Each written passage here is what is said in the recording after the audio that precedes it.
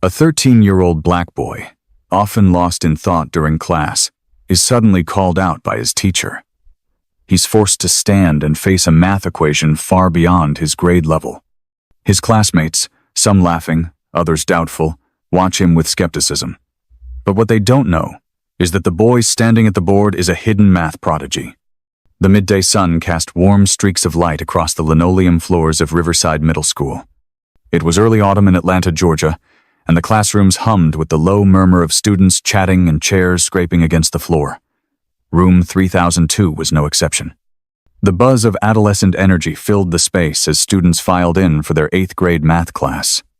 At the back of the room, near the window, Elijah Brooks, a black boy, settled into his usual seat. The 13-year-old had a quiet presence that allowed him to fade into the background. His brown eyes, sharp but often distant, wandered toward the world outside as he placed his notebook on the desk. His posture was relaxed, almost too much so, with one arm resting on the desk and the other propping up his chin. The scene beyond the window, a few trees swaying gently in the breeze, a bird hopping along the fence, seemed to capture his attention far more than the bustling classroom around him. Elijah wasn't inattentive by choice. He had a sharp mind, one that often worked faster than the pace of classroom lessons. Numbers and equations fascinated him, but the repetitive drills and slow progress of his math class felt uninspiring. Instead of raising his hand or engaging, he let his mind drift, finding solace in the steady rhythm of the world outside. His notebook, though mostly blank on the assigned pages, hid margins filled with advanced equations and solutions he'd scribbled during his free time, puzzles he had challenged himself to solve. At the front of the room, Mrs. Evelyn Grant stood with her arms crossed, surveying the class as they took their seats. A no-nonsense teacher with years of experience, Mrs. Grant was known for her sharp tongue and high expectations. Her tailored blazer and neatly styled hair only added to her aura of authority. She prided herself on being able to spot potential in her students and wasn't afraid to push them when she thought they weren't meeting their capabilities. Today, however, her patience was wearing thin. The results of the most recent math test lay in a neat stack on her desk, and while a few students had performed well, the majority had struggled. Mrs. Grant didn't tolerate mediocrity, and the sight of so many low scores left her questioning whether her students were putting in the effort she demanded. She picked up the stack of papers and began calling names, handing back the tests with brief comments. "Decent work," she'd say to some. "You need to study more," she told others.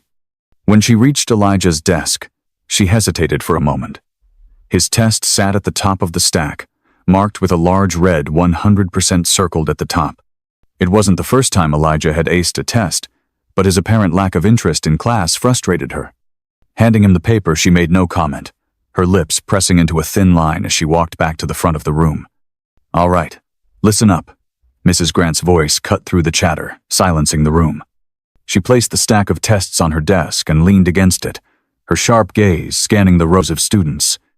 "Most of you did okay," she began, though her tone suggested otherwise. "But a lot of you are still struggling with concepts we've been covering for weeks." Elijah, barely listening, rested his chin on his hand as his eyes drifted back to the window. The soft rustle of leaves outside seemed far more engaging than Mrs. Grant's critique. He didn't notice her sharp eyes flicker in his direction as she continued.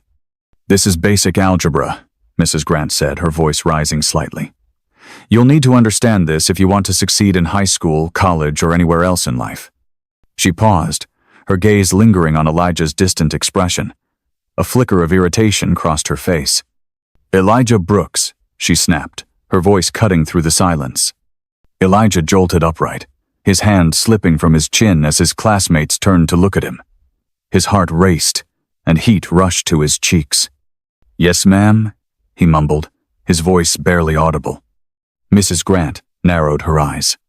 "You seem very interested in what's going on outside," she said, nodding toward the window. "Care to share what's so fascinating?" Elijah opened his mouth to respond, but quickly shut it again, unsure of what to say. The room filled with a few muffled chuckles, but Mrs. Grant wasn't smiling. Mrs. Grant tapped her fingers against the desk, her eyes locked on Elijah. "Since you seem so bored with what's happening in here," she said, Maybe you'd like to demonstrate your understanding for the rest of the class." Elijah blinked. What do you mean?" "I mean," she said, walking toward the board, "that you're going to come up here and solve a problem for us. Something a little more stimulating." Groans and whispers rippled through the classroom. "Man, she's gonna cook him," someone muttered. Mrs. Grant picked up a dry erase marker and began writing. The problem that unfolded on the board was anything but 8th grade level. It was complex, packed with variables, exponents, and layered expressions that would give even a college student pause. She stepped aside and turned to Elijah. "Go on," she said, gesturing to the board. "Show us what you've got." Elijah sat frozen. "Now," Mrs. Grant added, the sternness returning to her tone. Reluctantly, he stood, picking up his notebook and moving slowly to the front of the class. Laughter buzzed softly behind him, a mix of nervous anticipation and cruel amusement. He stared at the board. Mrs. Grant folded her arms. "Well?" Elijah scanned the problem, the marker trembling slightly in his hand. But then, without a word, he began writing. Slowly at first, carefully rewriting the equation on a clean section of the board, then isolating terms. As the steps began to unfold, the laughter and murmurs in the classroom faded. One student leaned over and whispered, "Wait, is he actually doing it?" Line by line, Elijah worked, substituting, simplifying, factoring. His posture straightened, his hands steadied, his mind locked in. Mrs. Grant's eyebrows rose. Elijah paused only once to double-check a coefficient, then continued. Within minutes, the problem was completely solved. He set the marker down and turned around. "That's my final answer," he said, voice quiet but firm. Silence. Mrs. Grant approached the board, her eyes darting between the original equation and Elijah's work. She took a step back. "That's correct," she said slowly. Gasps. A few stunned faces. Someone clapped once, then stopped, unsure. Elijah walked back to his seat. He sat down, head lowered, but not from shame. Mrs. Grant cleared her throat. "Let's move on," she said, picking up her lesson plan. But the room was changed. They had seen something they weren't expecting, and Elijah had done something no one expected him to do, not even himself. The bell rang, signaling the end of class, and students filed out, still whispering about what had just happened. Elijah packed his things quietly, avoiding eye contact. As he slipped into the hallway, a few students glanced at him with a mix of curiosity and newfound respect. Riley, one of the girls from the front row, gave him a small nod. He didn't know how to respond, so he kept walking. In the teacher's lounge, Mrs. Grant sipped her coffee while staring at Elijah's test paper again. She hadn't misgraded it. He had gotten every question right. And now, he had solved a problem she hadn't expected anyone in the room to handle. "He actually did it," she said under her breath. Across the hall, Elijah sat alone in the library during lunch, his tray untouched. His eyes scanned a thick book of logic puzzles, something he'd borrowed weeks ago and never returned. Numbers calmed him. Patterns made sense. People didn't. "Mind if I sit here?" a voice asked. Elijah looked up. It was Riley. He hesitated. "Sure." She sat down, unwrapping a sandwich. "What you did today, that was crazy, in a good way. It was just math." "Yeah, but the hard kind. I've never seen anyone do that. Not even my older brother, and he's in college." Elijah gave a modest shrug. "I like solving things. You ever think of joining the math club?" He shook his head. "I don't really do clubs." "Well, you should," she said.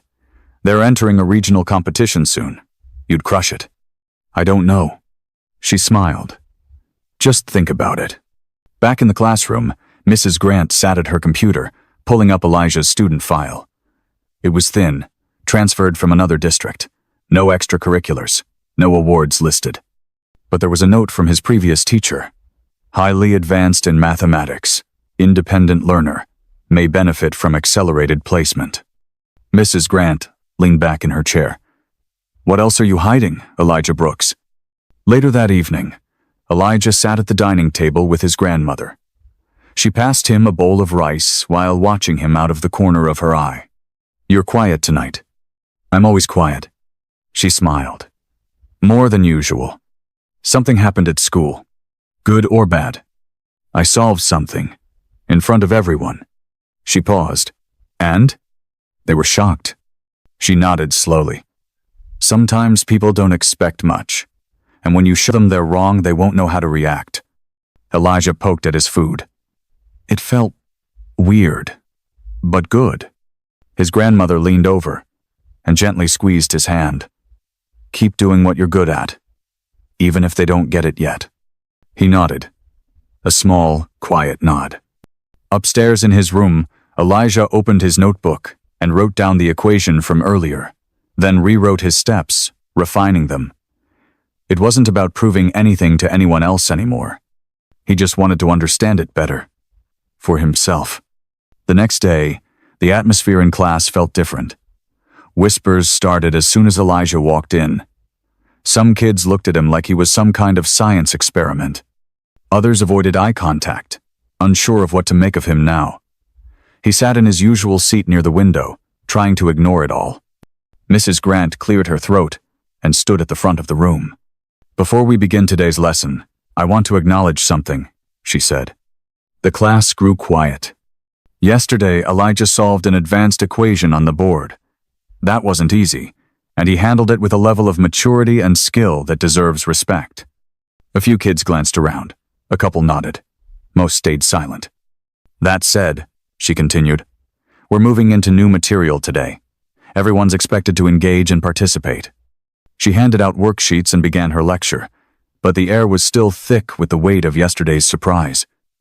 Elijah kept his eyes on the paper, but his thoughts drifted again. At lunch, he found his usual quiet spot in the library, but this time, he wasn't alone for long. Hey, Riley said, sliding into the chair across from him. Guess what? He looked up. I talked to Mr. Nathaniel, the math club advisor. He said it's not too late to join. They need one more person for the team. Elijah hesitated. I don't know. That sounds like a lot. You'd be amazing. Come to one meeting. Just one. He stared at her for a moment, then slowly nodded. Okay. One meeting.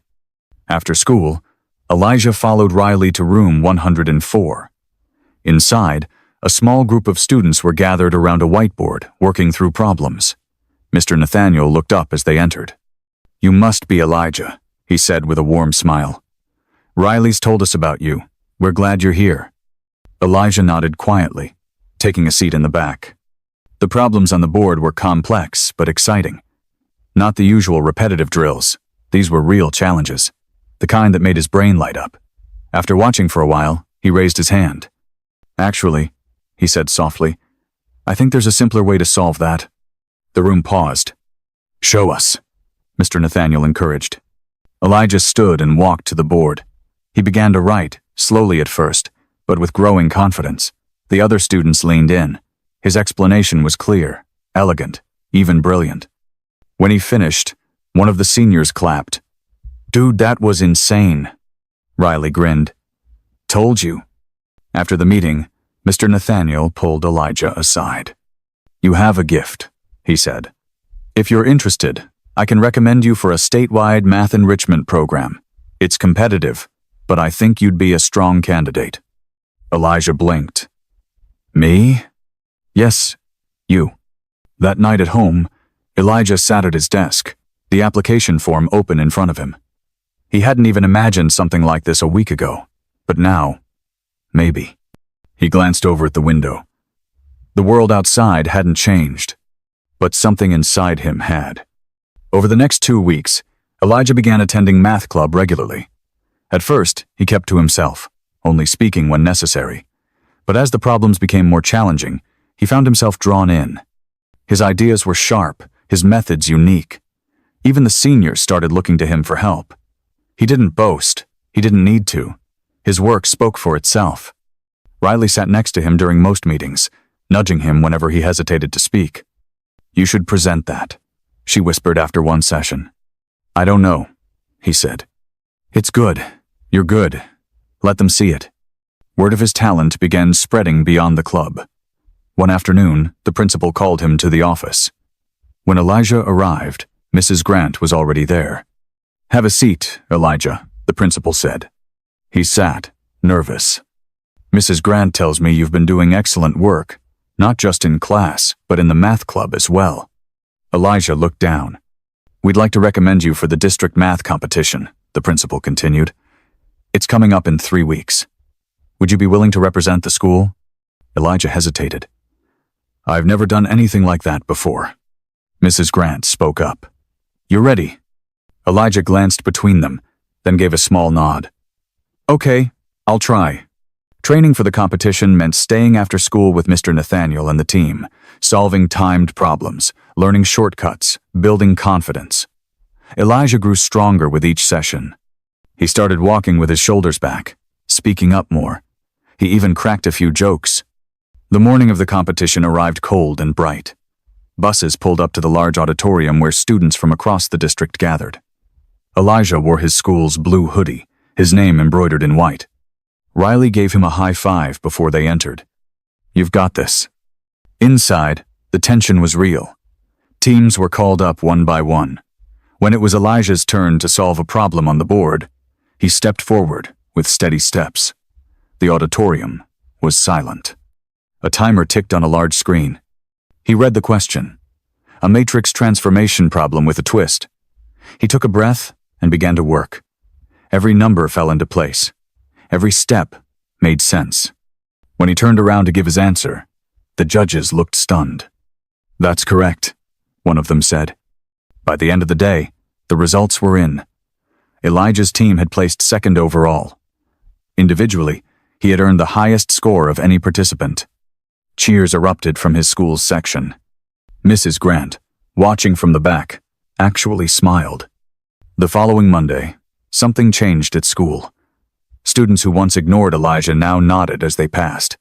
Some even stopped to ask him for help with homework. He wasn't just the quiet kid anymore. He had become someone they looked up to. In math class, Mrs. Grant introduced a new unit, but before she began, she turned to Elijah. "Would you like to explain how you solved the matrix transformation problem from the competition?" Elijah hesitated. "Sure," he said after a moment. He stood and walked to the front, taking the marker from her hand. He explained with calm clarity, breaking down the steps, using simple terms. Even the students who usually struggled were paying attention. "That's actually making sense," someone whispered. When he finished, Mrs. Grant nodded. "Excellent work." After class, she pulled him aside. "I was hard on you at first." Elijah didn't respond. "I wanted to push you, but I realize now I could have done it differently." "It's okay," he said. "No," she replied. "It's not, but I'm glad you didn't let it stop you." Later that afternoon, Elijah received an envelope in the mail. It was thick, with a university logo on the corner. He opened it slowly. Inside was a letter. "Dear Elijah, we're pleased to invite you to our Summer Scholars Math Academy for Gifted Youth. You've been recommended by multiple educators, and we believe you would thrive in our program." He stared at the words for a long time. That night, over dinner, he handed the letter to his grandmother. Her eyes filled with tears. "You're going to be something, baby. Something special." He smiled quietly, folding the letter back into its envelope. In his room later, he opened his notebook and flipped past old pages of notes, diagrams, and doodles. On a blank sheet, he wrote, "Not just numbers. A new way to see." Then he picked up his pen and began sketching again. Shapes, lines, connections, an abstract map of how his mind worked. Not for the class. Not for the judges. For himself. The days leading up to the summer program were filled with anticipation. Elijah began preparing by revisiting old concepts and diving into new ones, things he'd never seen before, things that excited him. Every evening he studied for hours at the kitchen table while his grandmother read or listened to jazz nearby. "You don't have to overdo it, baby," she said one night. "I want to be ready," he replied without looking up. "You already are." The day before he was set to leave, Riley stopped him in the hallway between classes. "So, you're going?" He nodded. "Yeah, I leave tomorrow. I'm going to miss having someone smarter than the teacher sitting next to me." He smiled. You'll be fine. You're pretty smart yourself. She raised an eyebrow. Did you just compliment me? Maybe. They both laughed. She pulled something from her backpack and handed it to him. A small notebook with a galaxy cover. For your ideas, she said. I need space for more than just numbers. Thanks, Riley. Don't forget us when you're famous. I won't. That evening, he packed his bag carefully. Books, pencils, the galaxy notebook, his acceptance letter. He stood by the window, looking out at the same trees and street he'd always known. But now, it felt different. Like the world beyond the window was finally opening. His grandmother hugged him tight before bed. I'm proud of you. I know. Don't forget where you came from. Never. That night, Elijah couldn't sleep. His mind was racing, not with fear, but with ideas, possibilities. What would the academy be like? Who would he meet? What would he learn? He got out of bed, opened Riley's notebook, and began writing. Not equations, not numbers, thoughts. The sun rose gently over the rooftops as Elijah zipped up his bag one last time. He glanced around his room, his notebooks stacked neatly, the galaxy-covered journal on top, his old test papers pinned to a corkboard. He took a breath, then picked everything up and headed downstairs. His grandmother was already waiting with a small breakfast and a proud smile. You ready? She asked. Yeah, he said. I think I am. They rode in silence most of the way. When they reached the university campus, the gates seemed taller than Elijah remembered from the brochure. Other students were arriving too, some with their parents, others alone. Most looked nervous. All of them looked bright. As they stepped out of the car, his grandmother straightened his collar and looked him in the eyes. You walk in there like you belong, she said. I do, don't I? More than anyone. He hugged her tight before grabbing his bag and walking toward the main building. The glass doors reflected the morning light as they slid open.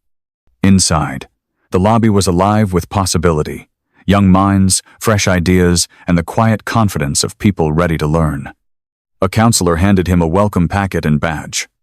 Elijah Brooks, right? He nodded. Welcome to the Summer Scholars Program. He found his dorm, unpacked, and sat by the window overlooking the courtyard. Already, students were gathering in small groups, discussing math, science, dreams. He opened his notebook, flipped to a clean page, and wrote at the top, "This is just the beginning." Because for the first time, Elijah wasn't trying to prove himself to anyone. He was exactly where he was meant to be.